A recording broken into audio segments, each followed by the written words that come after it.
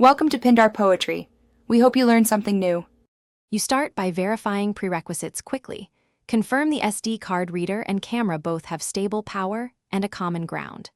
Next, set a consistent light level around 500 to 1000 lux. This reduces sensor auto-exposure hunting and flicker. Once done, mount the reader and camera so illumination falls evenly across the card slot area. Avoid direct specular reflections. Make sure connectors are seated firmly. Then run a short read test to see if the card is detected before proceeding to deeper. Now you optimize the lighting and capture chain to stabilize reads.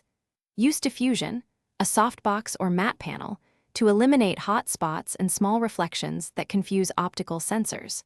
Prefer broad spectrum light in the 3000 to 6500 Kelvin range so the camera's sensor sees uniform color and contrast. Then lock exposure and turn off auto white balance so each frame uses the same parameters. This prevents brightness swings that can break card detection. Finally, test multiple angles, keeping illumination within a narrow range for repeatability. Finish by validating the setup across several cards and file systems to ensure robust performance. Run a batch read/write test and monitor for errors. If you see intermittent failures, adjust lighting first. Increase overall illumination by 10 to 20% or change angle to reduce glare on metal contacts. Make sure cables and USB hubs are healthy and clean or inspect the SD contacts under bright, diffuse light.